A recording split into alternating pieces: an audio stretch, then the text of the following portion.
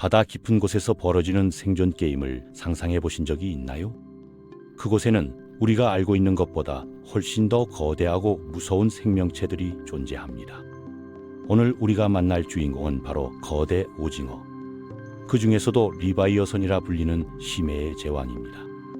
하지만 놀랍게도 이 거대한 괴물조차 다른 생명체의 먹이가 된다는 사실을 알고 계셨나요? 심해 생태계의 복잡한 먹이사슬을 이해하기 위해서는 먼저 이 거대한 두 종류의 놀라운 특성부터 살펴봐야 합니다. 거대 오징어의 가장 인상적인 특징 중 하나는 바로 그들의 시각 시스템이죠. 자연계에서 가장 큰 눈을 가진 이 생물의 안구는 직경이 무려 30cm에 달합니다. 이는 축구공만한 크기거든요. 왜 이렇게 큰 눈이 필요할까요? 답은 그들이 살아가는 환경에 있습니다. 태양빛이 전혀 도달하지 않는 심해해에서 생존하기 위해서는 극도로 민감한 시각 능력이 필요해요. 이 거대한 눈은 생물 발광을 하는 작은 먹이들이나 위험한 포식자들이 내뿜는 희미한 빛까지도 감지할 수 있습니다. 마치 최첨단 야간 투시경을 장착한 것과 같죠. 실제로 이들의 망막에는 인간보다 수백 배 많은 감광세포가 밀집되어 있어서 거의 완전한 암흑 속에서도 미세한 빛의 변화를 포착할 수 있거든요.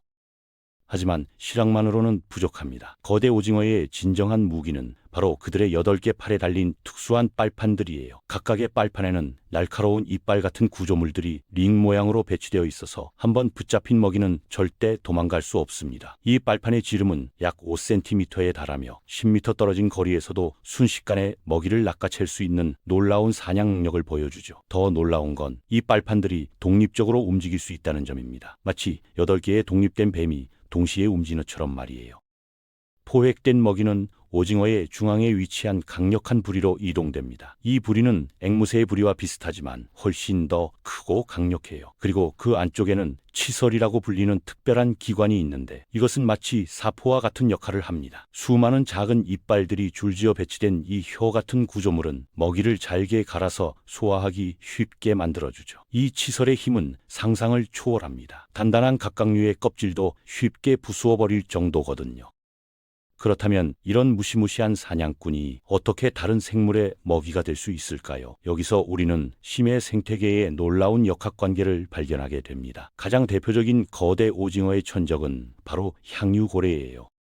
향유고래의 피부에서 발견되는 둥근 흉터들은 거대 오징어와의 치열한 전투를 보여주는 증거입니다. 이 흉터들의 크기와 패턴을 분석해보면 얼마나 큰 오징어와 싸웠는지를 추정할 수 있어요. 어떤 흉터들은 너무 커서 다른 어떤 바다 생물도 만들 수 없는 크기였죠. 이는 향유고래가 정기적으로 거대 오징어를 사냥한다는 강력한 증거입니다. 특히 성체 향유고래의 경우 몸 전체에 수백 개의 이런 흉터들이 발견되는데 이는 그들의 일생이 얼마나 치열한 전투의 연속인지를 보여줍니다.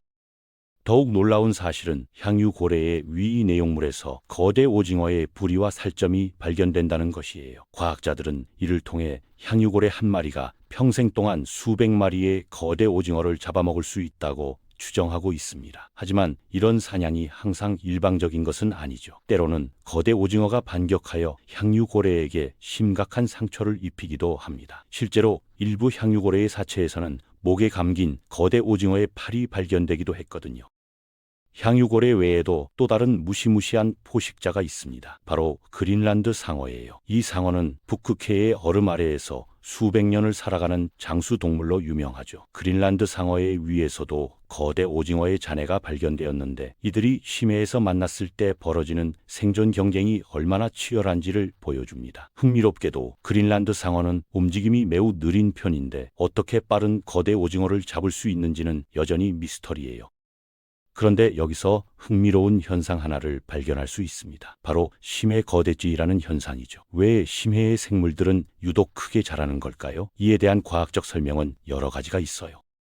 첫째, 극도로 추운 환경입니다. 심해의 온도는 보통 2, 4도 정도로 매우 낮아요. 이런 추위 속에서는 신진대사가 느려지고 따라서 에너지를 더 효율적으로 사용해야 합니다. 큰 몸집은 상대적으로 표면적 대비 부피가 크기 때문에 체온 유지에 유리하죠. 이는 물리학의 기본 원리인 표면적 대 부피 비율과 관련이 있거든요.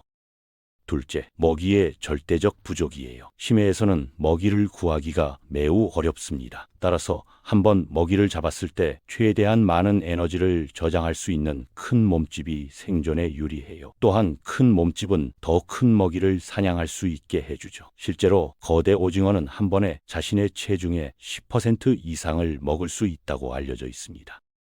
셋째, 포식 압력의 감소입니다. 심해에는 얕은 바다에 비해 포식자의 수가 적어요. 따라서 작고 빠르게 도망갈 필요가 상대적으로 적고 대신 크고 강력한 몸을 만드는 것이 더 유리한 전략이 됩니다. 하지만 거대 오징어에 대한 우리의 지식은 여전히 매우 제한적이에요. 왜일까요? 이들이 워낙 깊은 곳에 살기 때문입니다. 거대 오징어는 보통 수심 300m에서 1000m 사이의 심해에 서식해요. 이 깊이는 인간이 직접 관찰하기에는 너무 깊고 일반적인 해양 조사 장비로도 접근하기 어려운 곳이죠. 그래서 우리가 거대 오징어에 대해 알게 되는 대부분의 정보는 해안으로 떠밀려온 사체들을 통해서입니다. 이런 사체들을 분석하면서 과학자들은 그들의 해부학적 구조, 크기, 나이 등을 추정할 수 있어요. 하지만 살아있는 개체의 행동이나 생태에 대해서는 여전히 많은 부분이 미스터리로 남아있죠. 특히 뉴질랜드와 남아프리카 연안에서 발견되는 사체들이 많은데 이는 이 지역의 해류와 관련이 있을 것으로 추정됩니다. 역사적으로 거대 오징어의 첫 번째 생생한 영상이 촬영된 것은 2006년의 일이었어요. 일본의 오가사와라 제도 근처에서 연구진들이 특별한 미끼와 카메라를 이용해 수심 깊은 곳에서 사냥하는 거대 오징어를 촬영하는데 성공했습니다. 이때 촬영된 개체는 길이가 약 7m 정도였는데 이는 비교적 작은 편에 속했죠. 이 역사적인 순간은 해양생물학계에 엄청난 충격을 주었습니다. 수세기 동안 선원들의 이야기나 전설로만 전해져 내려오던 바다 괴물이 실제로 존재한다는 것이 영상으로 증명된 거예요. 이 영상을 통해 우리는 거대 오징어가 어떻게 움직이고 어떻게 사냥하는지를 처음으로 관찰할 수 있었습니다. 놀랍게도 그들은 우리가 상상했던 것보다 훨씬 더 우아하고 효율적으로 움직였거든요. 하지만 여전히 많은 의문이 남아 있어요. 거대 오징어는 정확히 얼마나 클 수 있을까요? 지금까지 발견된 가장 큰 개체는 길이가 약 13m에 달했습니다. 하지만 일부 과학자들은 더 큰 개체들이 존재할 가능성을 배제하지 않고 있어요. 심해의 극한 환경에서는 우리가 상상하는 것보다 훨씬 더 큰 생물들이 살고 있을지도 모르니까요. 실제로 향유골의 피부의 일부 흉터들은 지금까지 발견된 어떤 거대 오징어보다도 큰 개체가 만든 것으로 추정되거든요. 거대 오징어의 수명도 흥미로운 주제입니다. 일반적으로 오징어류는 수명이 짧은 편이지만 거대 오징어는 예외일 수 있어요. 추운 심해 환경에서는 신진대사가 느려지기 때문에 더 오래 살 수 있을 것으로 추정됩니다. 일부 연구자들은 거대 오징어가 5년에서 10년 정도 살 수 있을 것으로 보고 있죠. 번식에 대해서도 아직 많은 것이 알려지지 않았어요. 다른 오징어류와 마찬가지로 거대 오징어도 일생에 한 번만 번식하고 죽는 것으로 추정됩니다. 하지만 그들이 어디서, 언제, 어떻게 번식하는지에 대해서는 여전히 미스터리예요. 최근 연구에 따르면 암컷이 수십만 개의 알을 낳을 수 있다고 하는데 이 알들이 어떻게 부화하고 성장하는지는 아직 관찰된 적이 없거든요. 현재 해양생물학자들은 첨단 기술을 이용해 거대 오징어의 비밀을 밝히려고 노력하고 있습니다. 심해 잠수정, 원격 조종 로봇, 특수 카메라 등을 이용해 그들의 자연 서식지에서의 모습을 관찰하려고 해요. 또한 위성 추적 장치를 부착해 그들의 이동 경로를 파악하려는 시도도 이루어지고 있죠. 하지만 이런 연구는 엄청난 비용과 기술적 어려움이 따르기 때문에 진전이 느린 편입니다.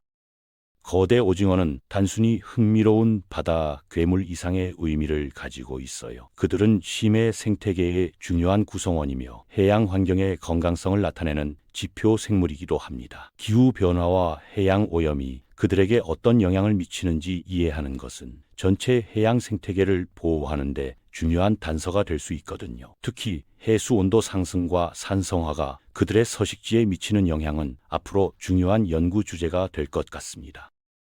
결국 거대 오징어의 이야기는 우리에게 바다의 깊은 곳에 아직도 발견되지 않은 수많은 비밀들이 숨어 있다는 것을 상기시켜줍니다. 이 신비로운 생물들을 통해 우리는 자연의 놀라운 적응력과 생존 전략을 배울 수 있으며 동시에 우리가 아직 모르는 것이 얼마나 많은지를 깨달을 수 있어요. 바다는 여전히 인류에게 무한한 가능성과 경이로움을 제공하는 마지막 미개척지인 셈이죠.